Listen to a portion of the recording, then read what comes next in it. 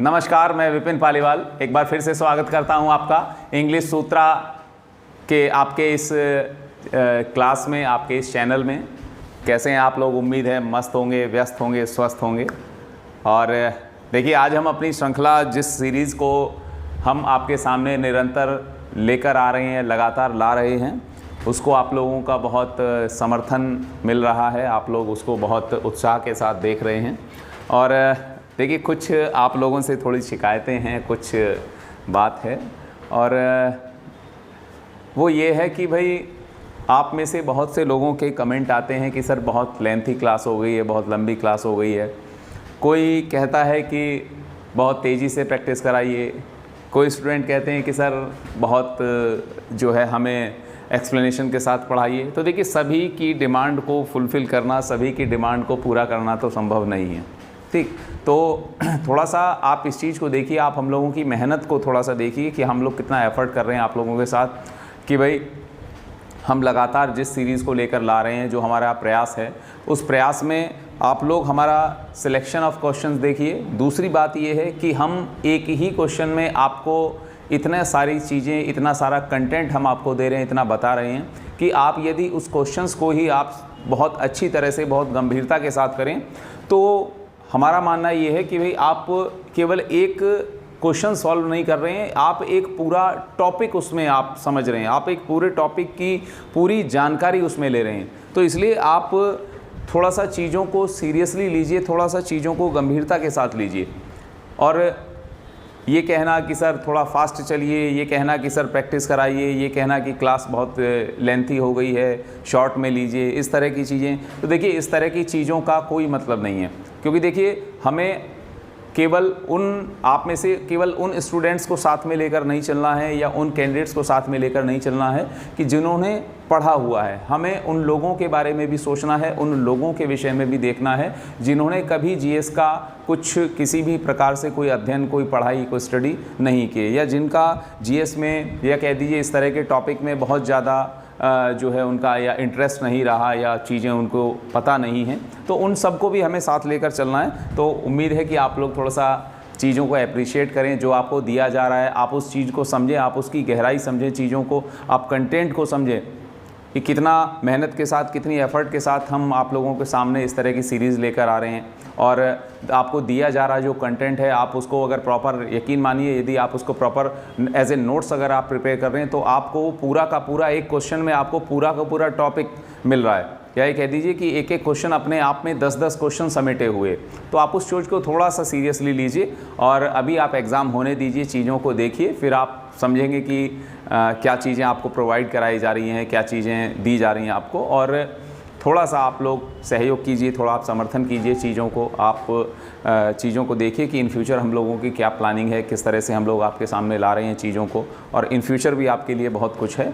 तो देखिए, आज हम आपके सामने जिस चीज़ को लेकर आए हैं वो है इंडियन कॉन्स्टिट्यूशन। और इंडियन कॉन्स्टिट्यूशन में हमने जिन बातों को शुरू किया है, आज हमने जिन क्वेश्चंस को रखा है, वो इंडियन कॉन्स्टिट्यूशन के वो कुछ इस तरह के क्वेश्चन हैं जो आपके लिए बहुत लाभकारी है, आपके लिए बहुत उपयोगी क्वेश्चन हैं। उनमें से कुछ क्वेश्चन बहुत बेसिक हैं, जो बेसिक क्वेश्चन हैं वो उनमें से आप लोगों को बहुत क्वेश्चंस की जानकारी होगी।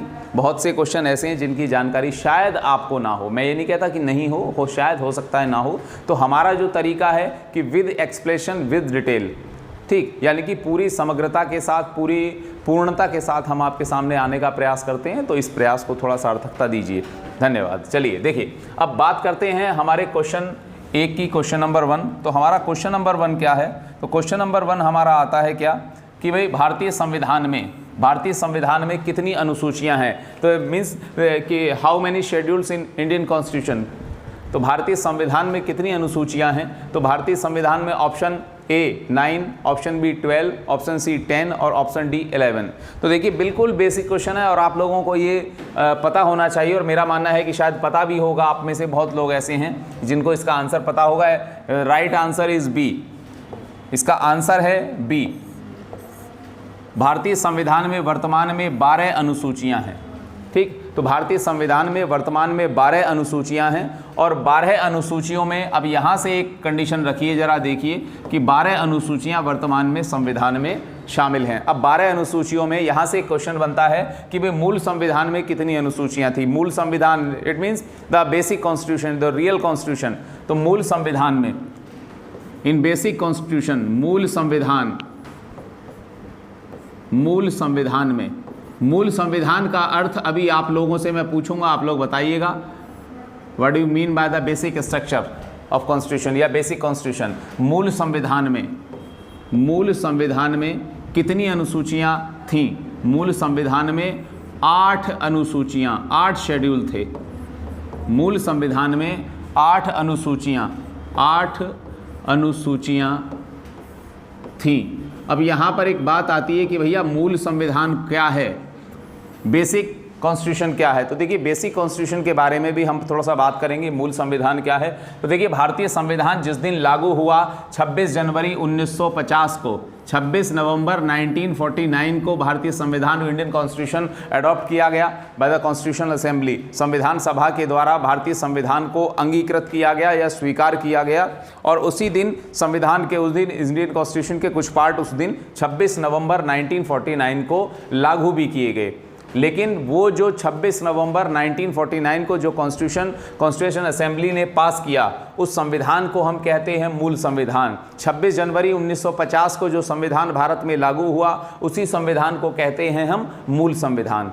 क्लियर है। और इसके लिए हम एक और शब्द यूज कर सकते हैं कि वह संविधान जो किसी प्रकार के संशोधन के बगैर संविधान हो, यानी कि ऐसा संविधान जिसमें किसी तरह का कोई कॉन्स्टिट्यूशनल अमेंडमेंट ना हुआ हो। तो देखिए हमारे यहाँ कॉन्स्टिट्यूशनल अमेंडमेंट 1951 में हो गया था, तो 1951 में हमारे यहाँ पहला संविधान संशोधन हो गया था, जबकि हमारा मूल संविधान जो है, तब तक हमारा ये संविधान जो रहा, ये मूल संविधान रहा, ये बेसिक कॉन्स्टिट्यूशन रहा। यानी कि 26 नवंबर 1949 को संविधान सभा ने जो संविधान पास किया, जो संविधान भारत में 26 जनवरी 1950 को लागू हुआ, वही संविधान कहलाता है मूल संविधान। तो मूल संविधान में कितनी अनुसूचियाँ थीं? 8 अनुसूचियाँ। दूसरी बात है वर्तमान में कितनी हैं, तो वर्तमान में है 12 अनुसूचियाँ। क्लियर। चलिए अब अगली बात करते हैं, अगला क्वेश्चन देखते हैं। अगले क्वेश्चन क्या कह रहा है, अगले क्वेश्चन की डिमांड क्या है।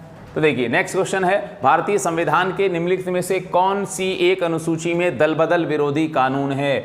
दल बदल विरोधी कानून भारतीय संविधान की किस अनुसूची में दल बदल, ये एक तरह से कह देते हैं, इंग्लिश में इसको कहते हैं एंटी पार्टी लॉ। तो दल बदल विरोधी कानून भारतीय संविधान की किस अनुसूची में है? किस अनुसूची में, या कौन सी एक अनुसूची में है? तो दल बदल विरोधी कानून किस अनुसूची में, किस शेड्यूल में है? ऑप्शन ए है second schedule, B 5th schedule, C 8th schedule और डी 10th शेड्यूल। तो देखिए भारतीय संविधान की जिस अनुसूची में दल बदल विरोधी एंटी पार्टी लॉ है, वो है 10वीं अनुसूची। 10वीं अनुसूची, तो 10वीं अनुसूची में है दल बदल विरोधी कानून। आपका आंसर है डी, दल बदल विरोधी कानून भारतीय संविधान की 10वीं अनुसूची में है। क्लियर, 10वीं अनुसूची। तो 10वीं अनुसूची में दल बदल विरोधी कानून है। अब यहाँ पर एक कंडीशन आती है कि 10th शेड्यूल जो था, ये जो 10वीं अनुसूची है, ये 10वीं अनुसूची भारतीय संविधान में कब जोड़ी गई, कब रखी गई, कब शामिल की गई, कब ऐड की गई? ठीक, फ्रॉम द देखिए 10th शेड्यूल, 10वीं अनुसूची, 10वीं अनुसूची किससे जोड़ेगी? From the 52nd constitutional amendment 1985। 10वीं अनुसूची जोड़ी गई, संविधान में ऐड की गई, कॉन्स्टिट्यूशन में ऐड की गई, किससे? 52nd कॉन्स्टिट्यूशनल अमेंडमेंट 1985 से। सीए का मतलब है कॉन्स्टिट्यूशनल अमेंडमेंट, संविधान संशोधन। तो 10वीं अनुसूची 52वें संविधान संशोधन 1985 से संविधान में शामिल की गई। और इसी 10वीं अनुसूची में जो कानून है वो है दल बदल विरोधी कानून। इसी में दल बदल विरोधी, इसी अनुसूची में दल बदल विरोधी कानून है, दल बदल विरोधी कानून है, कानून रखा गया है। दल बदल विरोधी कानून किस अनुसूची में है? तो हमारी बात सामने आती है कि 10वीं अनुसूची में है। और 10वीं अनुसूची संविधान में कब ऐड की गई? कॉन्स्टिट्यूशन में ऐड की गई 52nd कॉन्स्टिट्यूशनल अमेंडमेंट 1985, 52वें संविधान संशोधन 1985 के द्वारा 10वीं अनुसूची को रखा गया। अगली बात करते हैं, अगला क्वेश्चन देखते हैं। आई होप ये आपको प्रॉपरली समझ में आ रहा है चीज़ों को। चलिए अगली देखते हैं। अगला क्वेश्चन क्या कहता है, अगला क्वेश्चन हमारा क्या है, तो देखिए अगला क्वेश्चन हमारा है कि भारत के संविधान के अंतर्गत विषय तथा संबंधित सूची के बारे में निम्न युग्मों में से एक सुमेलित नहीं है। यानी कि ये जो स्ट्रक्चर दिया हुआ है, ये जो लिस्ट दी गई है, एक तरफ सब्जेक्ट दिया गया है, एक तरफ लिस्ट दी गई है। लिस्ट मतलब सूची कि ये सब्जेक्ट संविधान की कौन सी सूची में है, कौन सी सूची में नहीं है। तो हमारे क्वेश्चन ये है कि भारत के संविधान के अंतर्गत विषय, भारत के संविधान के अंतर्गत विषय तथा संबंधित सूची के बारे में निम्न युग्मों में से, युग्म मतलब पेयर्स में से, इन पेयर्स में से कौन सा एक मैच नहीं करता, एक मैच नहीं करता। यानी कि ए बी सी डी ये जो ऑप्शन है, एक तरफ दिए गए हैं कॉन्स्टिट्यूशन के सब्जेक्ट, दूसरी तरफ दी गई हैं सूची यानी कि लिस्ट। क्योंकि भारतीय संविधान की जो 7th शेड्यूल है, 7वीं अनुसूची है, 7वीं अनुसूची को में शासन के विषयों को 3 लिस्ट में रखा गया है। वो 3 लिस्ट कौन कौन सी हैं वो हम और आप लोग चर्चा करेंगे, उस पर अभी बात करेंगे। तो पहली बात ये आती है कि क्वेश्चन नंबर 3 में कहा गया है कि इनमें से कौन सा एक मैच नहीं करता, कौन सा सब्जेक्ट लिस्ट के साथ मैच नहीं करता। Option A 1, option B share बाजार, ऑप्शन सी बचत बैंक या डाकघर और ऑप्शन डी जन स्वास्थ्य पब्लिक हेल्थ। तो देखिए तो सुमेलित नहीं करता है, तो वन जो है हमें ये पता होना चाहिए कि वन जो है, वाइल्ड जो है, फॉरेस्ट जो है, वो किस लिस्ट का सब्जेक्ट है। तो पहली बेसिक बात ये है कि 7वीं अनुसूची में 7th शेड्यूल में, 7th शेड्यूल में, 7th शेड्यूल में संविधान की 3 लिस्ट, संविधान में 7th शेड्यूल में 7वीं अनुसूची में 3 लिस्ट रखी गई हैं। कौन कौन सी? Union list, union list, number 2 state list, state list, और number 3 concurrent list, concurrent list यानी कि समवर्ती सूची।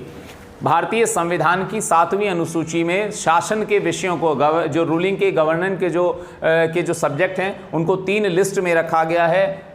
पहली है यूनियन लिस्ट यानी कि संघ सूची, दूसरी है राज्य सूची जो है स्टेट लिस्ट, और तीसरी है कॉन्करेंट लिस्ट यानी कि समवर्ती सूची।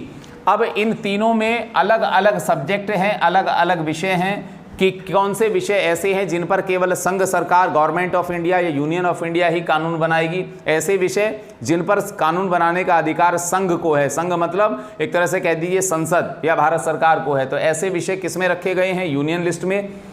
राज्यों को जिन विषयों पर कानून बनाने का अधिकार है वो विषय रखे गए हैं स्टेट लिस्ट में, राज्य सूची में। और ऐसे विषय जिन पर यूनियन गवर्नमेंट यानी कि संघ सरकार भी और राज्य सरकारें भी कानून बना सकती हैं, ऐसे विषय को रखा गया है कॉन्करेंट लिस्ट यानी कि समवर्ती सूची में। तो अब हमारी बात यह है, क्वेश्चन की डिमांड यह है कि भाई एक तरफ दिए गए हैं सब्जेक्ट और एक तरफ दी गई है सूची या लिस्ट। तो अब क्वेश्चन ये है कि कौन सा पेयर इसमें लिस्ट में कौन सा मैच नहीं करता। तो पहली बात आती है वन। तो वन किस लिस्ट का है? तो वन भैया किस लिस्ट का है? तो वन के सामने लिखा है समवर्ती सूची। तो बिल्कुल सही बात है, वन जो है वो किसका सब्जेक्ट है? वन। वाइल्ड फॉरेस्ट या वाइल्ड लाइफ, ये सारी चीजें, ये सब किसका सब्जेक्ट है? तो वन है समवर्ती सूची का। तो बिल्कुल ये क्या है? ये अपनी जगह सही है, यानी कि ये सुमेलित हो रहा है, यानी कि गलत नहीं है। अब बात आती है शेयर बाजार। तो शेयर बाजार समवर्ती सूची का यानी कि कॉन्करेंट लिस्ट का सब्जेक्ट नहीं है। शेयर मार्केट इसका सही ऑप्शन है, सही ऑप्शन है शेयर बाजार। शेयर मार्केट या stock market is not the subject of concurrent list. Stock market या शेयर मार्केट समवर्ती सूची का सब्जेक्ट नहीं है, यानी कि ये इसका सही ऑप्शन है बी मैच नहीं करता है। क्लियर? तो अब बात आती है शेयर बाजार किस लिस्ट का सब्जेक्ट है? शेयर बाजार is the list of, share बाजार इज द या stock market is the subject of union list. Union list ये किसका सब्जेक्ट है? ये संघ सूची का विषय है। शेयर बाजार, स्टॉक मार्केट, ये सब किसका विषय है? ये संघ सूची का विषय है, यूनियन लिस्ट का। इसके बाद डाकघर और बचत बैंक, ये भी किसके हैं? तो ये भी बिल्कुल, ये भी सही सुमेलित है, ये भी मैच करता है। डाकघर या बचत बैंक वगैरह ये किसका सब्जेक्ट है? ये यूनियन लिस्ट का सब्जेक्ट है, संघ सूची का विषय है। यानी कि डाकघर और बचत बैंक वगैरह ये सारे ये किस लिस्ट में आते हैं? तो ये यूनियन लिस्ट में, यानी कि संघ सूची में। अगली बात आती है जन स्वास्थ्य, पब्लिक हेल्थ। तो पब्लिक हेल्थ किससे रिलेटेड है? पब्लिक हेल्थ का सब्जेक्ट जो है वो किस में है? तो पब्लिक हेल्थ जो सब्जेक्ट है वो है आपका स्टेट लिस्ट में। पब्लिक हेल्थ आता है स्टेट लिस्ट में, राज्य सूची का। यानी कि पब्लिक हेल्थ से रिलेटेड जो सब्जेक्ट है वो सब किस में आते हैं? वो राज्य सूची में। यानी कि राज्य अपने लोगों के हेल्थ के लिए, अपने लोगों के जो है जन स्वास्थ्य को ध्यान में रखते हुए अपने प्रकार से, अपने तरीके से, अपने जो है हेल्थ से रिलेटेड अपनी स्कीम, अपनी योजनाएं, अपने कार्यक्रम बना सकते हैं। क्लियर? तो देखिए, तो शेयर बाजार समवर्ती सूची का सब्जेक्ट नहीं है, वन समवर्ती सूची का है। शेयर बाजार यूनियन लिस्ट का सब्जेक्ट है, यानी कि संघ सूची का सब्जेक्ट है, ना कि समवर्ती सूची का। तो आंसर क्या है कि कौन सा सुमेलित नहीं है, कौन सा मैच नहीं करता, कौन सा करेक्ट नहीं है? तो शेयर बाजार करेक्ट नहीं है, क्योंकि शेयर बाजार, stock market is the subject of union list, not the concurrent list. जबकि वन सही है, डाकघर बचत बैंक सही है, संघीय सूची के हैं, और जन स्वास्थ्य ये राज्य सूची का है। क्लियर है यहाँ तक? अब देखिए, अब यहाँ पर हमें एक चीज जाननी चाहिए कि वन और वन्य जीव, मैं एक बार आपको एक थोड़ा सा छोटा सा आपको एक आइडिया दे दिया जाता है कि कौन कौन से ऐसे सब्जेक्ट हैं जो संघ सूची में आते हैं। तो देखिए, संघ सूची के प्रमुख सब्जेक्ट, जैसे वन, आपका जो वन है, फॉरेस्ट जो है, तो फॉरेस्ट किस लिस्ट में आता है? तो वन और वन्य जीव, wild and wild life, one और वन्य जीव, ये किस सब्जेक्ट के हैं, किस लिस्ट के हैं? तो ये हैं समवर्ती सूची के, समवर्ती, समवर्ती सूची का सब्जेक्ट है, यानी कि कॉन्करेंट लिस्ट का। इसको हम ऐसे भी पढ़ सकते हैं, वन और वन्य जीव, यानी कि जंगल, फॉरेस्ट और उसमें रहने वाले जीव, इन पर कानून बनाने का अधिकार किसको है? समवर्ती सूची। और समवर्ती सूची का मतलब क्या है? समवर्ती सूची मीन्स ऐसे विषय या जिन पर कानून बनाने का अधिकार संघ सरकार को भी है और राज्य सरकार को भी है।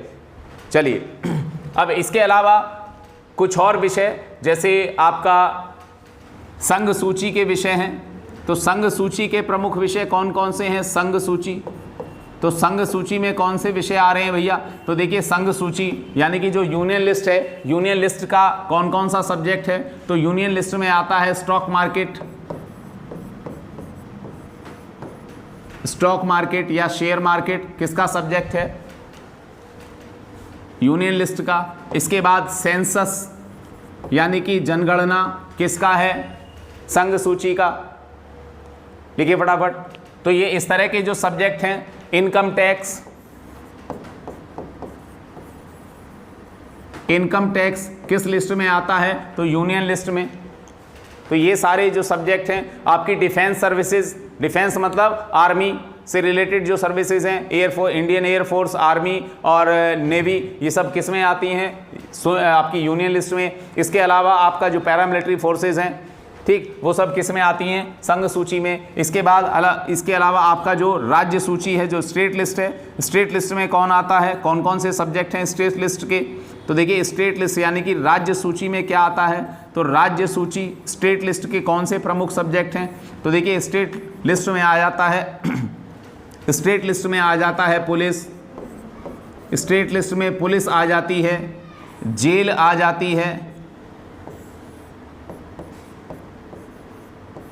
ठीक, पुलिस आ जाती है, जेल आ जाती है, आपका कृषि आ जाती है, ठीक, कृषि के अलावा इरिगेशन, सिंचाई आ जाती है, एग्रीकल्चर हुआ, इरिगेशन हुआ, पुलिस हुआ, जेल हुआ, ठीक, ये सब किसके सब्जेक्ट हैं? ये सब स्टेट लिस्ट के सब्जेक्ट हैं। और इस तरह के क्वेश्चन पुटअप हो जाते हैं, पूछ लिए जाते हैं कौन सा किस लिस्ट का सब्जेक्ट है, ठीक। इसी तरह से समवर्ती सूची जो है, समवर्ती सूची का ही एक और आपको सब्जेक्ट बता देता हूं। समवर्ती सूची में ही एक और विषय आ जाता है, जैसे संवर्ती सूची का एक विषय हो गया वन और वन्य जीव, ये संवर्ती सूची का विषय है। ऐसे ही संवर्ती सूची में आजकल एक और सब्जेक्ट को रखा गया है बहुत पहले, जो है क्या, शिक्षा। शिक्षा किस लिस्ट में आता है, तो शिक्षा जो है वो किस में आती है, वो कॉन्करेंट लिस्ट में। एजुकेशन, एजुकेशन किस लिस्ट में आता है, तो कॉन्करेंट लिस्ट में। तो देखिए कॉन्करेंट लिस्ट के सब्जेक्ट क्या है, जो मेन सब्जेक्ट, मतलब हम थोड़ा सा समराइज्ड वे में बता रहे हैं, ऐसा नहीं कि हमने आपको सारे सब्जेक्ट ये बता दिए, थोड़ा समराइज्ड वे में है। संवर्ती सूची में वाइल्ड और वाइल्ड लाइफ आ जाता है, यानी कि जंगल और जंगली जीव वगैरह। इसके अलावा शिक्षा, एजुकेशन क्या है, कॉन्करेंट लिस्ट का सब्जेक्ट है। इसके अलावा यूनियन लिस्ट में stock market, census, income tax वगैरह ये सब आ जाते हैं। इसके अलावा स्टेट लिस्ट में आपका पुलिस है, एग्रीकल्चर है, इरिगेशन है और जेल है। ठीक, ये सब किस में आ जाते हैं, ये सब आ जाते हैं स्टेट लिस्ट में। चलिए इस बात को आगे बढ़ाते हैं। तो ये हम लोगों ने क्लियर कर लिया। अगला क्वेश्चन देखते हैं। चलिए अगली बात करते हैं क्वेश्चन नंबर 4 की, कि भारतीय संविधान की 6ठी अनुसूची निम्नलिखित में से किन राज्यों के जनजातीय क्षेत्रों के प्रशासन से संबंधित है। तो देखिए भैया, पहली बात हमें यहाँ ये ध्यान रखने की है कि भारतीय संविधान की 6ठी अनुसूची, 6th schedule of Indian constitution, भारतीय संविधान की 6ठी अनुसूची। तो क्वेश्चन है कि किन राज्यों के जनजातीय क्षेत्रों, किन राज्यों के जनजातीय क्षेत्रों के प्रशासन से संबंधित है। यानी कि हमारी जो 6ठी अनुसूची है वो किन राज्यों के जनजातीय क्षेत्रों का प्रशासन, जनजातीय क्षेत्रों का प्रशासन मीन्स क्या है, मीन्स ये कि भाई जो ट्राइबल एरियाज एडमिनिस्ट्रेशन है वो किस शेड्यूल के में आता है। तो शेड्यूल नंबर है 6, एडमिनिस्ट्रेशन ऑफ ट्राइबल एरियाज या ट्राइबल स्टेट्स। तो देखिए, तो क्वेश्चन है भारतीय संविधान की 6ठी अनुसूची में किन राज्यों के जनजातीय क्षेत्रों के प्रशासन से के संबंध में प्रावधान है या नियम है। तो ऑप्शन है आपका बिहार, छत्तीसगढ़, गोवा, मेघालय, त्रिपुरा, मिजोरम, सी उत्तराखंड, मणिपुर, झारखंड और डी नागालैंड, अरुणाचल और त्रिपुरा। तो देखिए भारतीय संविधान की 6ठी अनुसूची का संबंध जो है वो उस 6ठी अनुसूची में जनजातीय क्षेत्र, जिन राज्यों के जनजातीय क्षेत्रों यानी कि जिन स्टेट्स के ट्राइबल एरियाज के एडमिनिस्ट्रेशन से रिलेटेड जो रूल्स हैं या रूल रेगुलेशन हैं वो दिए गए हैं, वो राज्य हैं ऑप्शन बी, मेघालय, त्रिपुरा और मिजोरम। 6ठी अनुसूची में जिन राज्यों के जनजातीय क्षेत्रों के प्रशासन से संबंधित प्रावधान दिए गए हैं वो अनुसूची है 6ठी अनुसूची, और वो राज्य हैं मेघालय, त्रिपुरा, मिजोरम। ऐसे बेसिकली 4 राज्य हैं, असम, मेघालय, मिजोरम और त्रिपुरा। इन 4 राज्यों में जनजातीय क्षेत्रों का प्रशासन, इन 4 राज्यों के ट्राइबल एरियाज में या ट्राइबल डिस्ट्रिक्ट्स में जो एडमिनिस्ट्रेशन होगा वो किससे, उससे रिलेटेड जो रूल रेगुलेशन है, जो लॉज हैं वो किस शेड्यूल में हैं, वो है 6th शेड्यूल में, 6ठी अनुसूची में। तो 6ठी अनुसूची में 4 राज्य बताए गए हैं, असम, मेघालय, मिजोरम और त्रिपुरा। इन 4 राज्यों का जो एडमिनिस्ट्रेशन है, इन 4 राज्यों के जो ट्राइबल डेंसिटी वाले एरियाज हैं या ट्राइबल कह दीजिए, tribal density, highly tribal density जो डिस्ट्रिक्ट्स हैं, उनका एडमिनिस्ट्रेशन कैसे चलाना है, उनका प्रशासन कैसे चलेगा, वहां पर प्रशासन किस प्रकार से रन करेगा, कैसे वहां नियम कानून किस तरह से चलेंगे, ये सारी बातें 6ठी अनुसूची में रखी गई हैं। तो मतलब ये है असम, मेघालय, मिजोरम, त्रिपुरा, ये ऐसे 4 राज्य हैं जिनके जनजातीय क्षेत्रों से संबंधित नियम, कानून, प्रावधान 6ठी अनुसूची में रखे गए हैं। तो आपका आंसर है बी, मेघालय, त्रिपुरा तथा मिजोरम। और कॉन्स्टिट्यूशन में इन 4 राज्यों को, Assam, Meghalaya, Mizoram, Tripura, these are the tribal state, इनको कॉन्स्टिट्यूशन में जो है जनजातीय राज्य कहा गया है। इन 4 राज्यों को क्या कहा गया है, ट्राइबल स्टेट, जनजातीय राज्य। इन राज्यों को संविधान में ट्राइबल स्टेट यानी कि जनजातीय राज्य का दर्जा है, इन्हें ट्राइबल स्टेट, इन 4 राज्यों को, असम, मेघालय, मिजोरम, त्रिपुरा को ट्राइबल स्टेट का स्टेटस दिया गया है, इन्हें जनजातीय राज्य की मान्यता दी गई है। यहां तक आई होप प्रॉपरली आपको समझ में आ रहा होगा, प्रॉपरली आप चीजें समझ रहे होंगे। चलिए अब अगला क्वेश्चन देखते हैं। अब अगली बात करते हैं, क्वेश्चन नंबर आपका 5। क्वेश्चन नंबर 5, क्वेश्चन नंबर 5 में क्या बात की गई है? तो देखिए भैया, क्वेश्चन नंबर 5 जो है शिक्षा। देखिए हमने जिस चीज को डिस्कस किया है वही चीज आपके सामने ला दी गई है। शिक्षा जो प्रारंभ में राज्य सूची का विषय था उसे समवर्ती सूची में स्थानांतरित किया गया है। तो भैया पहली बात तो ये है, हमने इस चीज को अभी डिस्कस किया गया है कि एजुकेशन जो है शिक्षा, हालांकि ये थोड़ा सा गलत हो गया है। शिक्षा पहले बेसिकली संघ सूची का विषय था। ये थोड़ा सा हमारा जो टाइपिंग वाला जो हमारी टीम मेंबर है वो थोड़ी सी कभी कभी मिस्टेक हो जाती हैं। तो शिक्षा जो पहले था वो संघ सूची का विषय था और अब शिक्षा जो है वर्तमान में समवर्ती सूची का विषय है। तो हमारा देखिए एक बात क्लियर होती है कि शिक्षा जो है ये अब किसका विषय है? समवर्ती सूची का, कॉन्करेंट लिस्ट का। और इसको कॉन्करेंट लिस्ट में किस कॉन्स्टिट्यूशनल अमेंडमेंट से, किस संविधान संशोधन से इसे जो है कॉन्करेंट लिस्ट में ऐड किया गया? तो 24th constitutional amendment, 42nd constitutional amendment, 25th amendment और 44th कॉन्स्टिट्यूशनल अमेंडमेंट। तो education added in concurrent list by the option B 42nd constitutional amendment, 42वें संविधान संशोधन के द्वारा शिक्षा को समवर्ती सूची में शामिल किया गया, कॉन्करेंट लिस्ट में ऐड किया गया। देखिए शिक्षा को 42वें संविधान संशोधन 42वें कॉन्स्टिट्यूशनल अमेंडमेंट 1976 से कॉन्करेंट लिस्ट में, समवर्ती सूची में शामिल किया गया, समवर्ती सूची में रखा गया है। क्लियर है यहां तक? तो शिक्षा पहले जो थी, पहले एजुकेशन इज द जो subject of union list, but at present education is the subject of concurrent list by the 42nd constitutional amendment 1976। 42वें संविधान संशोधन 1976 से शिक्षा जो है अब वर्तमान में किससे संबंधित है? जो है समवर्ती सूची से। क्लियर? यहां तक मेरा मानना है आपको बहुत सी चीजें क्लियर होनी चाहिए। चलिए अब नेक्स्ट क्वेश्चन की ओर चलते हैं हम लोग। अब नेक्स्ट क्वेश्चन लेकर चलते हैं। अगला क्वेश्चन हमारा है क्वेश्चन नंबर 6। पंचायती राज विषय निम्नलिखित में से किस सूची का विषय है? पंचायती राज विषय किसका है? पंचायत सिस्टम निम्न में से किस सूची में, किस शेड्यूल में आता है? तो भैया संघीय सूची, राज्य सूची, समवर्ती सूची और अवशिष्ट सूची, रेजिडुअल लिस्ट। तो देखिए हमारा जो पंचायती राज सिस्टम है, पंचायती राज व्यवस्था है, पंचायती राज व्यवस्था आपकी ऑप्शन है, ऑप्शन आंसर बी, राज्य सूची। Panchayat system is the subject of state list. तो देखिए पंचायती राज किस सूची का विषय है? आंसर है बी, राज्य सूची। अब यहां पर हमारी एक बात आती है कि भाई पंचायती राज संविधान में क्या है, कैसे है, थोड़ा सा जान लीजिए। पंचायती राज, कभी कभी पेन थोड़ी प्रॉब्लम कर जाता है हम लोगों का। तो पंचायती राज जो है ये संविधान के किसमें है? ये है पार्ट 9 भाग 9 में।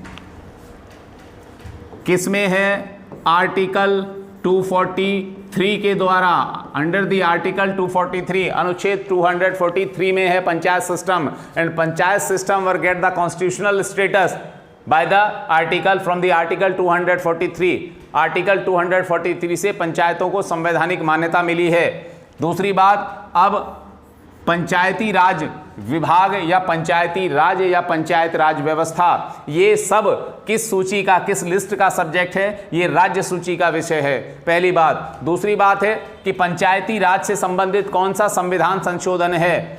तो देखिए पंचायती राज से संबंधित कौन सी अनुसूची है? पहली बात ये तो 11th शेड्यूल, 11वीं अनुसूची। पंचायती राज व्यवस्था किससे संबंधित है? 11वीं अनुसूची से, 11th शेड्यूल। 11वीं अनुसूची में क्या है? तो 11वीं अनुसूची 11th शेड्यूल जो है उसमें पंचायती राज है। अब पंचायती राज किससे और संबंधित है? तो पंचायती राज संबंधित है 73वें 73rd constitutional amendment 1992। from the 73rd constitutional amendment 1992 the panchayat system get the constitutional status in India। 73वें संविधान संशोधन 1992 से भारत में पंचायत को या पंचायती राज व्यवस्था को क्या दिया गया, कानूनी दर्जा या संवैधानिक दर्जा, कॉन्स्टिट्यूशनल स्टेटस दे दिया गया। देखिए आपसे अगर क्वेश्चन पूछता है कि पंचायती राज भारतीय संविधान के किस भाग में है, तो भाग 9 में। पंचायतों का गठन अगर आपसे पूछता है विलेज पंचायत, ब्लॉक पंचायत और जिला पंचायत, वो किस आर्टिकल के तहत आती हैं, तो आर्टिकल किस आर्टिकल से, किस अनुच्छेद से स्टैब्लिश की गई हैं, तो अनुच्छेद 243 से। आपसे पूछ लेगा कि कौन सी अनुसूची पंचायती राज से संबंधित है, कौन सी अनुसूची, कौन सा शेड्यूल, तो 11वीं अनुसूची 11th schedule is related to Panchayati Raj system. इसके अलावा अगर आपसे क्वेश्चन पुटअप किया जाता है और किया भी गया है कि 73वां संविधान संशोधन किससे संबंधित है, तो 73वां संविधान संशोधन संबंधित है पंचायती राज से या पंचायती राज व्यवस्था से। क्लियर है। और इसी 73rd कॉन्स्टिट्यूशनल अमेंडमेंट से भारत में पंचायतों को कॉन्स्टिट्यूशनल स्टेटस दे दिया गया, संवैधानिक दर्जा या संवैधानिक मान्यता प्रदान की गई। यहां तक मेरा मानना है कि आप लोगों को 1 बाय 1 एक एक शब्द का पोस्टमार्टम हम लोग लेकर चल रहे हैं, बताते चल रहे हैं, और उसके बावजूद भी भैया आप लोगों का कहना ये है कि सर बहुत लेंथी क्लास हो जाती है, बहुत डिटेल में चले जाते हैं। तो भाइयों बहनों मित्रों वीरों, हमारी मजबूरी है, हमारी व्यथा समझिए। क्यों समझिए? क्योंकि आप में से बहुत ऐसे हैं जिनके लिए ये बहुत कुछ है, और आप में से बहुत ऐसे भी हैं जिनके लिए कुछ नहीं है। कुछ नहीं है वो इसलिए क्योंकि जो लोग इन चीज़ों को समझेंगे, इसको थोड़ा सा गहराई से या गंभीरता से आप लेंगे, तो आपके लिए बहुत कुछ है। अदरवाइज़ फिर वो एक हमारे यहाँ एक कहावत है कि तुम कौन हम खामा खां, तो वो खामा खां वाली कंडीशन को आप लोग थोड़ा सा अवॉइड कीजिए। जो आपको दे रहे हैं हम लोग, जो हमारा जो प्रयास है वो बहुत मन से दे रहे हैं, बहुत दिल से दे रहे हैं। तो और आप भी मन से, दिल से, गंभीरता से समर्थन कीजिए, चीज़ों को बताइए, चीज़ों को पढ़िए, जानिए। कोई भी बात ऐसी अगर आपको समझ में नहीं आती है तो आप कमेंट के माध्यम से हमसे पूछिए। जैसे बहुत से बच्चे, हमने लास्ट लेक्चर में कुछ देखा कि किसी स्टूडेंट ने कमेंट किया कि जो है कोई पर्टिकुलर क्वेश्चन था, मैं भूल रहा हूँ, कि आपने टिक लगा दिया है। मान लीजिए कभी कभी बोलते हुए हम लोग कभी टिक मार देते हैं। मान लीजिए जैसे ये कहा गया कि पंचायती राज व्यवस्था संविधान के किस जो है उसमें है सूची में, तो राज्य सूची का विषय है। अब मान लीजिए बोल रहा हूँ मैं पंचायती राज, लेकिन कभी कभी टिक लग गया कि भाई मान लीजिए संघीय सूची, तो टिक लग सकता है। कभी कभार गलतियाँ हो सकती हैं, भगवान नहीं है, कभी कभी गलतियाँ हो सकती हैं और गलती माफ़ भी होती है। तो मिस्टेक्स तो होती रहती हैं। तो इस तरह की कभी कभी हो जाती हैं बातें। और दूसरी बात ये है कि जो चीज़ें आपको दी जा रही हैं आप थोड़ा सा उन पर फोकस कीजिए, ठीक। तो और बहुत गंभीरता के साथ बहुत जो आपको दिया जा रहा है उसको आप थोड़ा सा लिखिए। चीज़ों को नहीं आता है, अगर आप समझ नहीं पा रहे हैं तो आप कमेंट के माध्यम से पूछिए। डेफिनेटली हम लोगों की कोशिश रहती है कि भाई आप लोगों का जो आंसर है, जो उत्तर है, वो बहुत क्लियरिटी के साथ दिया जाए। लेकिन फिर भी कभी कभी कुछ मिस्टेक्स हो जाती हैं, लेकिन वो अनजाने में होती है, मानवीय भूल होती हैं। और मानवीय भूल के लिए तो चीज़ों को माफ़ या क्षमा किया जा सकता है, कोई बड़ी बात नहीं होती। देखिए, तो ये पंचायती राज सिस्टम है। 73वां संविधान संशोधन किससे संबंधित है? पंचायती राज से। 11वीं अनुसूची पंचायती राज से। ग्राम पंचायतों का गठन, ब्लॉक पंचायतों का गठन या जिला पंचायत का गठन किससे हुआ है? आर्टिकल 243 से। पंचायती राज व्यवस्था किस भाग में है? भाग 9 में। इसके साथ साथ आजकल एक और क्वेश्चन आने लगा है कि भाई पंचायत दिवस कब मनाया जाता है? तो 2 मिनट के लिए आप जान लीजिए कि पंचायत दिवस कब मनाया जाता है, क्योंकि जब आपको हम चीज़ें बता रहे हैं तो प्रॉपर 1 बाय 1 एक एक टॉपिक का पोस्टमार्टम करते हुए हम लोग चल रहे हैं। तो पंचायत दिवस या पंचायती राज दिवस, तो देखिए पंचायत दिवस या पंचायती राज दिवस ये कब मनाया जाता है? तो पंचायती राज दिवस या पंचायत दिवस, पंचायती राज दिवस या पंचायत दिवस, पंचायत दिवस ये किस दिन मनाया जाता है भारत में? तो भारत में पंचायती राज दिवस या पंचायत दिवस ये मनाया जाता है प्रत्येक वर्ष 24 अप्रैल को, 24 अप्रैल को। भारत में प्रत्येक वर्ष 24 अप्रैल को पंचायत दिवस या पंचायती राज दिवस मनाया जाता है। चलिए अगली बात करते हैं, अब अगले क्वेश्चन की ओर चलते हैं। क्वेश्चन नंबर 7, देखिए निम्नलिखित में से कौन सा विषय समवर्ती सूची में है? निम्नलिखित में से कौन सा विषय कॉन्करेंट लिस्ट में है? यानी कि ये जो सब्जेक्ट आपको दिए गए हैं इनमें से कौन कौन से सब्जेक्ट जो हैं वो, या कौन सा विषय जो है वो समवर्ती सूची का है? तो भैया समवर्ती सूची का विषय कौन सा है इसमें? तो देखिए अभी हम डिस्कस कर चुके हैं समवर्ती सूची में। अभी हमने बताया था कि समवर्ती सूची में वाइल्ड लाइफ और वाइल्ड लाइफ से रिलेटेड है समवर्ती सूची, ऐसे विषय। इसके अलावा और क्या है? और हमने एजुकेशन की बात की थी, शिक्षा किस सूची का विषय है? तो इसका आंसर है बी, शिक्षा। और शिक्षा को समवर्ती सूची में कब जोड़ा गया? तो हमने अभी बताया था 42वें संविधान संशोधन 1976 से 42nd constitutional amendment 1976 education get the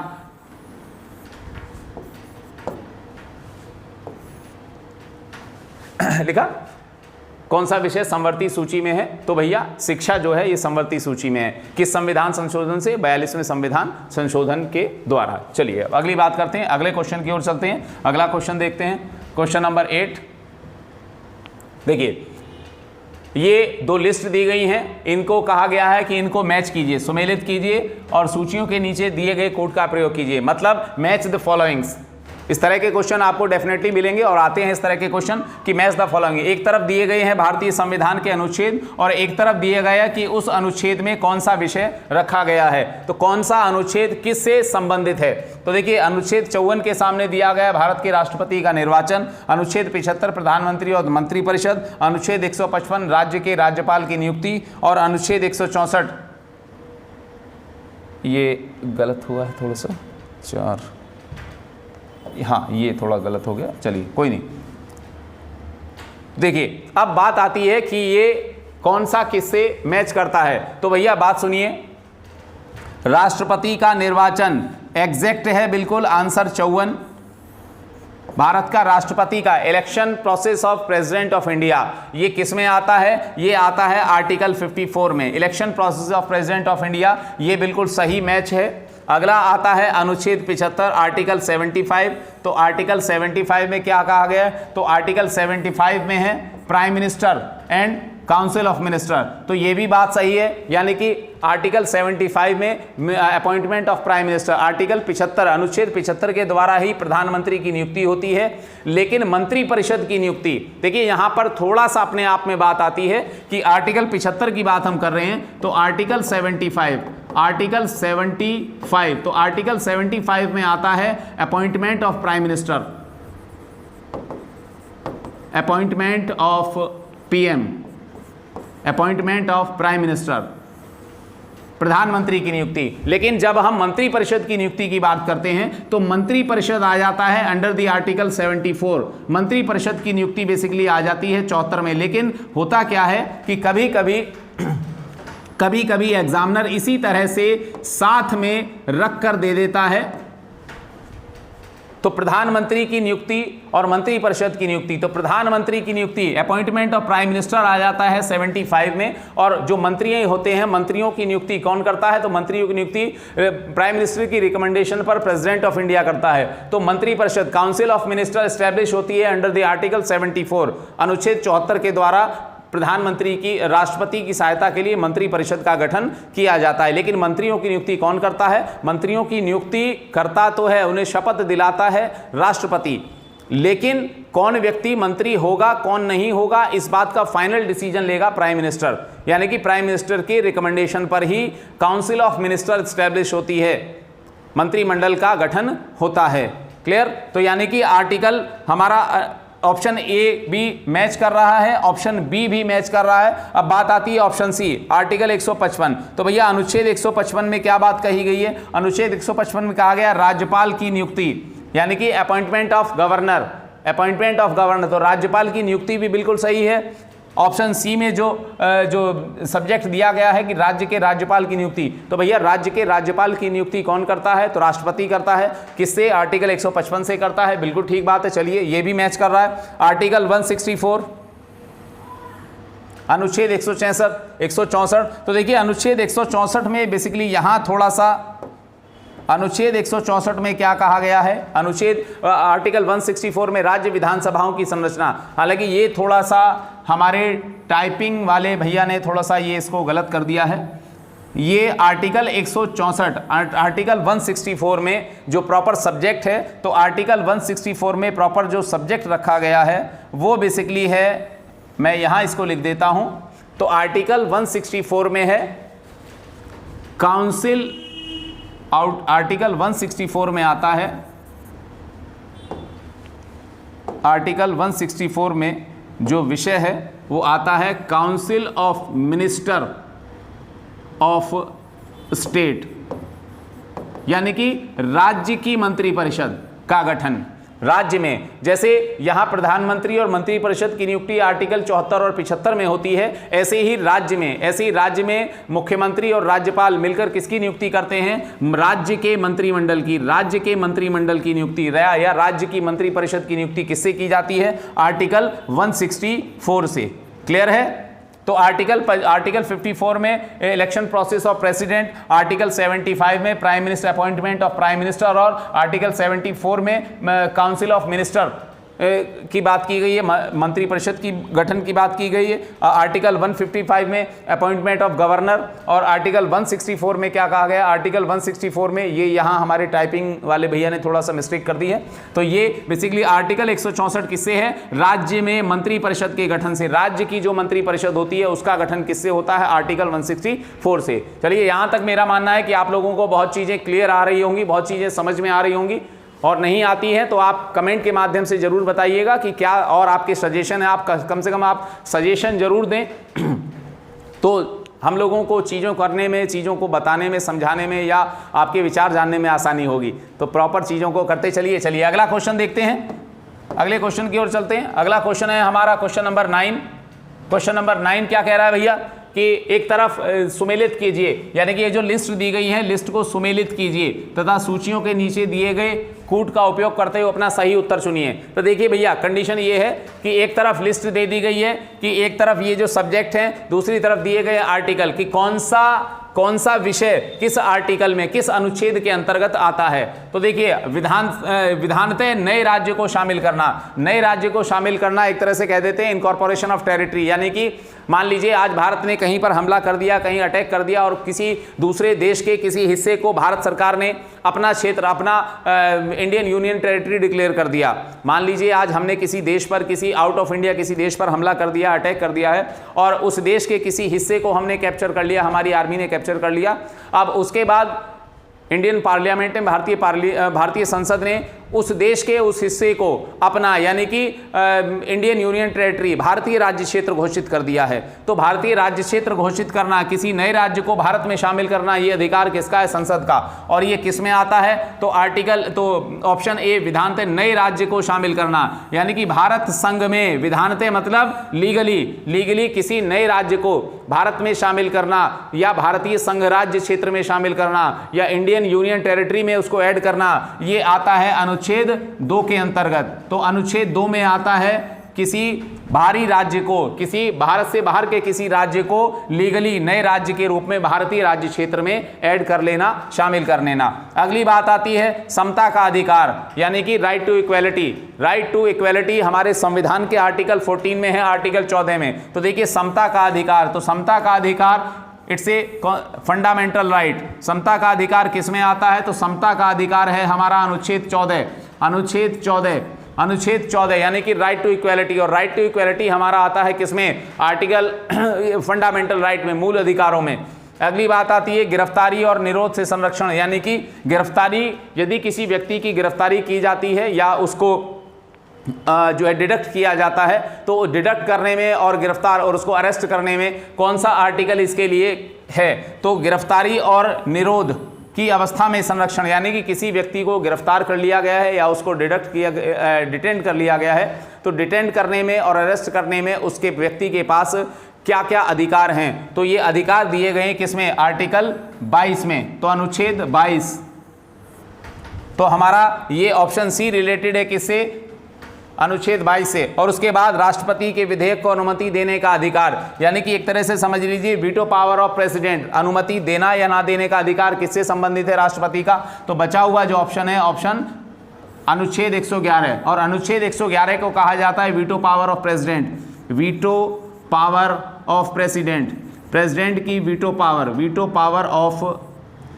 power of president, राष्ट्रपति की वीटो शक्ति। तो राष्ट्रपति की वीटो शक्ति किस में आती है भैया, ये आती है अनुच्छेद 111 में। क्लियर। और ये जो हमारा समता का अधिकार है जिसे हम कहते हैं राइट टू इक्वेलिटी, तो राइट टू इक्वेलिटी, समता का अधिकार हमारा अनुच्छेद 14 में ही नहीं, राइट टू इक्वेलिटी हमारा जो फंडामेंटल राइट है राइट टू इक्वेलिटी का, ये हमारा आता है फ्रॉम द आर्टिकल 14 टू 18, 14 से 18 तक के अनुच्छेद में हमें जो मूल अधिकार दिया गया है वो है समता का अधिकार या समानता का अधिकार। और समानता के अधिकार के अंतर्गत कितने अधिकार आते हैं, कितने अनुच्छेद आते हैं, तो 14, 15, 16, 17, 18, यानी कि 5 अनुच्छेदों में हमें 5 आर्टिकल्स में हमें क्या दिया गया है, राइट टू इक्वेलिटी दी गई है, समता या समानता का अधिकार दिया गया है in front of law. Clear है यहां तक। तो देखिए ये है वीटो पावर, आर्टिकल 14 में राइट टू इक्वेलिटी, नए राज्य को शामिल करना अनुच्छेद 2 से है, और इसके बाद अनुच्छेद 22 में किसी व्यक्ति को गिरफ्तार किया गया है या डिटेंड किया गया है, मतलब उसको जो है गिरफ्तार के साथ साथ एक और कंडीशन बनती है डिटेन करना, तो वो अगर कर लिया गया है तो उस कंडीशन में उसके पास क्या क्या अधिकार हैं वो अनुच्छेद 22 में बात की गई है। तो यहाँ तक मेरा मानना है कि आप लोगों को बहुत कुछ चीज़ें क्लियर हो रही होंगी। जो भी चीज़ें आपकी हैं आप फटाफट देखते चलिए, करते चलिए। और अब अगले क्वेश्चन की ओर चलते हैं हम लोग। चलिए नेक्स्ट क्वेश्चन को देखते हैं। अगला क्वेश्चन नंबर है हमारा 10। क्वेश्चन नंबर 10 क्या कहता है, तो संविधान की अनुसूची 6 इनमें से किन राज्यों में लागू नहीं होती। तो कॉन्स्टिट्यूशन अभी याद कीजिए, हमने अभी 5 मिनट पहले ही 10 मिनट पहले ही अनुसूची 6 यानी 6 शेड्यूल में कौन से राज्यों में 6 शेड्यूल से रिलेटेड जो है जनजातीय राज्यों वाले प्रावधान लागू होते हैं, तो वो अनुसूची 6 है। अब कौन से राज्य हैं वो, तो देखिए असम, मेघालय, त्रिपुरा, मणिपुर। तो अनुसूची 6 में 4 राज्यों के जनजातीय क्षेत्रों के बारे में बात की गई है। 4 राज्य कौन कौन से थे, असम, मेघालय, मिजोरम, त्रिपुरा बताए गए थे। और ये क्या कहता है, क्वेश्चन में कहा गया अनुसूची 6 में से किस राज्य में लागू नहीं होती। तो लागू नहीं होती, तो देखिए असम में लागू होती है, मेघालय में लागू होती है, त्रिपुरा में लागू होती है, लेकिन मणिपुर, राइट ऑप्शन है मणिपुर में 6ठी अनुसूची लागू नहीं होती। क्लियर। अब ये मैंने टिक लगाए हैं असम के सामने, मेघालय के सामने और त्रिपुरा के सामने। इसका मतलब आप ये मत समझिएगा कि ऑप्शन ये है, आंसर ये है। आंसर है मणिपुर, क्योंकि 6ठी अनुसूची जो लागू होती है या 6ठी अनुसूची में भारत के जिन 4 राज्यों के जनजातीय क्षेत्रों, ट्राइबल एरिया से रिलेटेड जो लॉज दिए गए हैं या रूल रेगुलेशन दिए गए हैं वो शेड्यूल 6 में आते हैं। और वो 4 राज्य कौन कौन से हैं, वो 4 राज्य अभी हमने बताया था, असम, मेघालय, त्रिपुरा और मिजोरम। ये 4 राज्यों के बारे में हमने बात की थी भैया। और इन्हीं 4 राज्यों को भी कहा था हमने कि इनको 4 राज्यों को इन चारों राज्यों को ट्राइबल स्टेट का स्टेटस दिया गया है। इन चारों राज्यों को संविधान में जनजातीय राज्य का दर्जा है। चलिए अगली बात करते हैं। अगला क्वेश्चन हमारा आता है क्वेश्चन नंबर 11। क्वेश्चन नंबर 11 कहा गया वित्त विधेयक के बारे में विशेष उपबंध, यानी कि वित्त विधेयक से रिलेटेड कौन सा अनुच्छेद है। वित्त विधेयक मीन्स फाइनेंस बिल। तो फाइनेंस बिल, वित्त विधेयक, तो फाइनेंस बिल किससे रिलेटेड है, किस आर्टिकल से, तो देखिए फाइनेंस बिल, विधेयक को इंग्लिश में कहते हैं बिल। तो finance bill comes under the article 117, 19, 121, 123। तो हमारा जो वित्त विधेयक आता है ऑप्शन है ए, हमारा सही आंसर होगा अनुच्छेद 117। तो finance bills comes under the article 117, 117 में आता है फाइनेंस बिल। और फाइनेंस बिल किससे रिलेटेड होता है, finance bills related is the upcoming financial year. यह अपकमिंग आगामी वित्तीय वर्ष से संबंधित होता है। आगामी वित्तीय वर्ष आगामी वित्तीय वर्ष से संबंधित होता है, आगामी वित्तीय वर्ष से संबंधित होता है, यानी कि finance bill specially related to upcoming financial year, यानी कि जो अगला आने वाला साल है उससे रिलेटेड, उससे संबंधित होता है।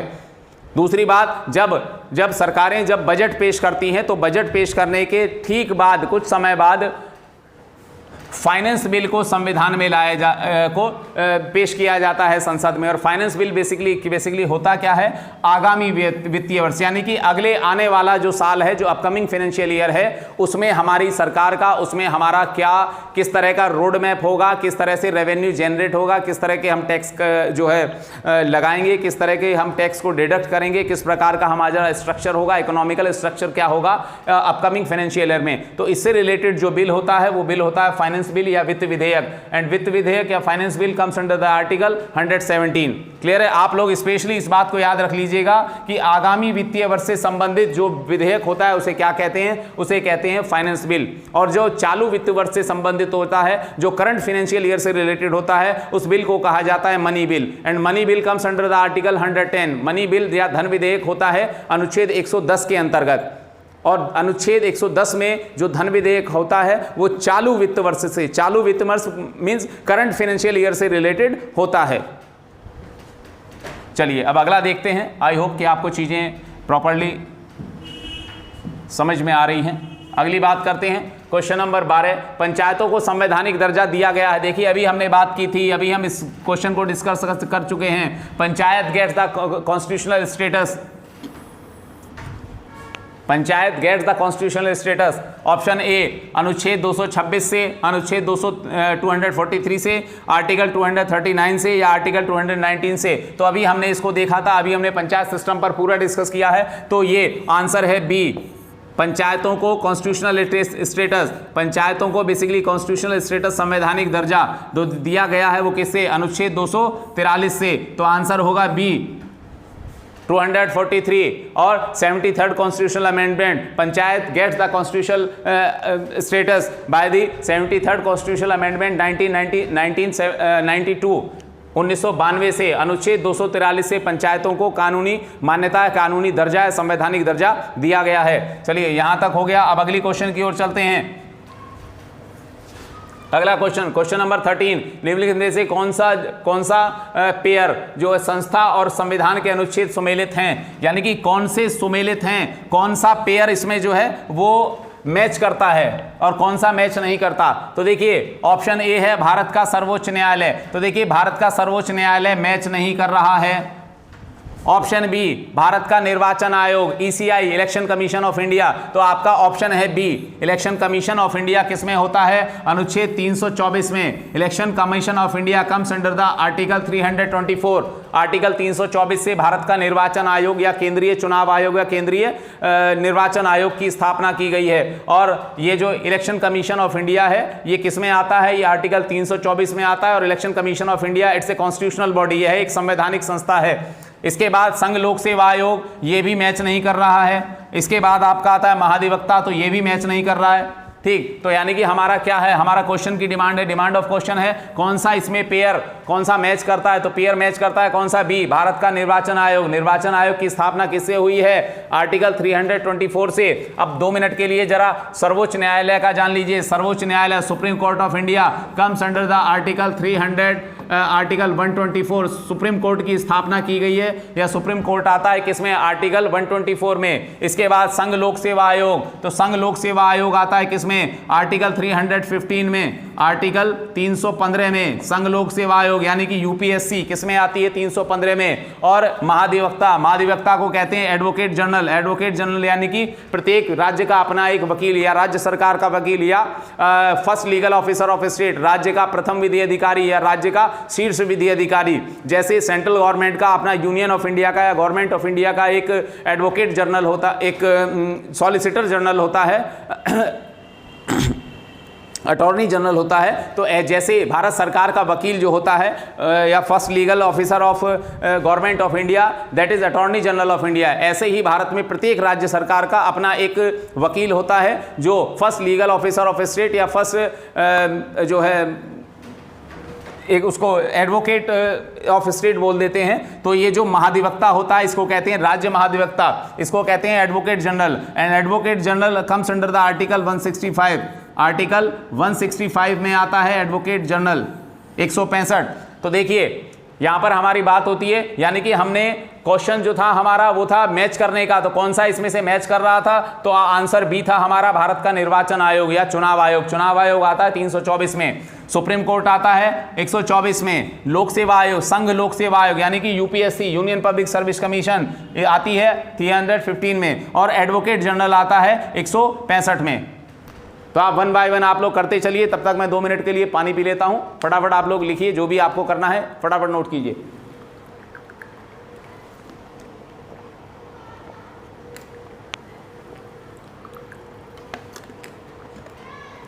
चलिए अगली बात करते हैं, अगले क्वेश्चन की ओर चल रहे हैं भैया। अगला क्वेश्चन है संघ जो लिस्ट दी गई है, इन लिस्ट को कौन सी लिस्ट जो है किससे मैच कर रही है, किससे नहीं मैच करती। तो दिए गए कोड की सहायता से सही उत्तर चुनिए। तो भैया कुल मिला के क्या करना है, हमें इनको मैच करना है। मैच क्या करना है, आर्टिकल 14। तो आर्टिकल 14 हमने अभी जस्ट डिस्कस किया है। आर्टिकल 14 किससे रिलेटेड है, आर्टिकल 14 किससे रिलेटेड है, तो भैया समानता का अधिकार, समानता, राइट टू इक्वेलिटी। तो राइट टू इक्वेलिटी आता है किसमें, आर्टिकल 14 to 18। इसके बाद अनुच्छेद 36, तो अनुच्छेद 36 क्या है, आर्टिकल 36 है DPSP, DPSP directive principle of state policy, यानी कि राज्य के नीति निदेशक तत्व। और राज्य के नीति निदेशक तत्व क्या है, फ्रॉम आर्टिकल 36 to 51, आर्टिकल 36 से 51 तक हमारे संविधान में नीति निदेशक तत्वों की व्यवस्था की गई है। भारतीय संविधान के अनुच्छेद 36 से 51 में भाग 4 में नीति निदेशक तत्वों को रखा गया है। चलिए अगली बात आती है आर्टिकल 74। तो देखिए आर्टिकल 74 क्या है, आर्टिकल 74 में है, हमने अभी बात की थी council of minister. Council of minister यानी कि प्रधानमंत्री आता है 75 में, अपॉइंटमेंट प्राइम मिनिस्टर 75, और 74 में काउंसिल ऑफ मिनिस्टर यानी कि मंत्री परिषद। राष्ट्रपति की सहायता के लिए काउंसिल ऑफ मिनिस्टर होगी। मंत्री परिषद का गठन वो किससे होता है, आर्टिकल 74 से। और आर्टिकल 368 में क्या है, कॉन्स्टिट्यूशनल अमेंडमेंट प्रोसेस, यानी कि संविधान संशोधन की प्रक्रिया किसमें आती है, तो संविधान संशोधन की प्रक्रिया आती है आर्टिकल 368 में। अब इसी क्वेश्चन को दूसरी तरह से भी पूछ सकता है कि आर्टिकल 368 या कॉन्स्टिट्यूशनल अमेंडमेंट प्रोसेस कहां से इंस्पायर्ड है, यानी कि संविधान। तो हमारा ये हमने मैच कर दिया। ऑप्शन ए का आंसर है 3, ऑप्शन बी का आंसर है 4, ऑप्शन सी का आंसर है 2 और ऑप्शन डी का आंसर है 1। क्लियर है भैया। अब देखिए, अब यहां पर एक कंडीशन आती है, कभी कभी पूछ लेता है कि भारतीय संविधान में अनुच्छेद 368 या कॉन्स्टिट्यूशनल अमेंडमेंट प्रोसेस, दोनों बातें एक ही हैं। 368 368 आर्टिकल 368 या कॉन्स्टिट्यूशनल अमेंडमेंट प्रोसेस, संविधान संशोधन की प्रक्रिया। अब संविधान संशोधन की प्रक्रिया किस आर्टिकल में आती है, 368 में। तो अब एग्जामिनर की क्या भाषा हो सकती है वो थोड़ा सा समझिए, किस तरह से क्वेश्चन पुटअप हुआ है कि अनुच्छेद 368 किस देश से लिया गया है। हालांकि डायरेक्ट इंस्पायर्ड नहीं है, लेकिन पूछा गया है, या दूसरी तरह से पूछ लिया गया क्वेश्चन है कि संविधान संशोधन प्रक्रिया यानी कि constitutional amendment process inspired from, तो constitutional amendment process inspired from South Africa. तो इस कॉन्स्टिट्यूशनल अमेंडमेंट संविधान संशोधन की प्रक्रिया कहां से ली गई है, कहां से, साउथ अफ्रीका, दक्षिण अफ्रीका से। और इसी बात को पूछा गया है कि 368, इनडायरेक्टली 368 भी बोल देता है कि 368 कहां से लिया गया है। तो संविधान संशोधन की प्रक्रिया कह दीजिए या आर्टिकल 368 कह दीजिए, किस देश के कॉन्स्टिट्यूशन से इंस्पायर्ड है, तो साउथ अफ्रीकन कॉन्स्टिट्यूशन से इंस्पायर्ड है ये। चलिए अगली बात करते हैं, अगला क्वेश्चन आता है हमारा, अगली बात करते हैं क्वेश्चन नंबर 15, क्वेश्चन नंबर 15। तो निम्न में से कौन भारत को धर्मनिरपेक्ष राज्य वर्णित करता है। तो देखिए कौन भारत को, India is a secular nation, और सेक्युलर नेशन की बात क्या होती है, भारत क्या है, एक धर्मनिरपेक्ष राज्य है। और धर्मनिरपेक्ष इन राज्य बनाता है उनमें से कौन, फंडामेंटल राइट जो है प्रस्तावना यानी कि preamble of constitution, 9th schedule और आपके डीपीएसपी। तो भैया भारत क्या है, भारत धर्मनिरपेक्ष राज्य है, India is a secular state. तो सेक्युलर स्टेट की बात किसमें की गई है, आंसर है ए, मौलिक अधिकार या मूल अधिकार। क्यों की गई है, क्योंकि भारतीय संविधान में प्रत्येक भारतीय नागरिक को अपना धार्मिक स्वतंत्रता का अधिकार है। प्रत्येक आर्टिकल 25 से 28 तक, आर्टिकल 25 से 28 तक, अनुच्छेद 25 से 28 तक प्रत्येक भारतीय व्यक्ति को, प्रत्येक भारतीय नागरिक को धार्मिक स्वतंत्रता दी गई है। धार्मिक स्वतंत्रता, राइट टू रिलीजियस फ्रीडम। धार्मिक स्वतंत्रता का अधिकार किसमें आता है? तो धार्मिक स्वतंत्रता का अधिकार है भारत में किसमें? मौलिक अधिकार, राइट टू रिलीजियस फ्रीडम। धार्मिक स्वतंत्रता का अधिकार हमारा क्या है? मौलिक अधिकार। और जब प्रत्येक व्यक्ति को भारत में राइट टू रिलीजियस फ्रीडम है, प्रत्येक व्यक्ति को भारत में अपनी धर्म की पालन करने का, अपने धर्म के प्रचार प्रसार करने का, अपने धर्म का पालन पोषण करने का अधिकार जब दिया गया है, तो भारत इसी तरह से क्या है? तो भारत इसीलिए क्या है? भारत एक सेक्युलर स्टेट है। क्यों है? क्योंकि भारत में राज्य किसी तरह से आपको ये नहीं कहता है, राज्य मतलब सरकारें या स्टेट आपको ये नहीं कहता कि आप इस धर्म को अडॉप्ट कीजिए, आप इस धर्म को अडॉप्ट कीजिए, आप इस धर्म में कन्वर्जन कर लीजिए, या स्टेट जो है किसी पर्टिकुलर रिलीजन को एनकरेज करता है, किसी विशेष धर्म को बढ़ावा देता है। तो स्टेट जब किसी तरह से आपके रिलीजन में कोई इंटरफेयर नहीं कर रहा है, स्टेट रिलीजन को लेकर किसी तरह की कोई बात नहीं कर रहा है, आपको अपना धर्म के प्रचार प्रसार की व्यवस्था, आपको अपने धर्म के प्रचार प्रसार की मानने ना मानने की स्वतंत्रता है, तब ऐसा स्टेट ही सेकुलर स्टेट कहलाता है, जहां पर राज्य धर्म में किसी प्रकार का कोई दखलंदाजी नहीं करता, जहां राज्य का कोई धर्म नहीं है। अगर हमारा होता इंडिया इज ए जो है XYZ स्टेट, तो XYZ जो रिलीजन होता, तो इंडिया क्या होता है? XYZ रिलीजन का देश। लेकिन हमारे कॉन्स्टिट्यूशन में क्या है? India is a secular nation.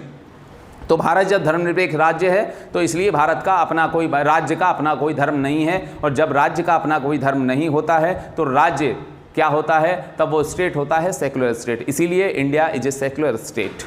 Clear? चलिए अगली बात करते हैं, क्वेश्चन नंबर 16।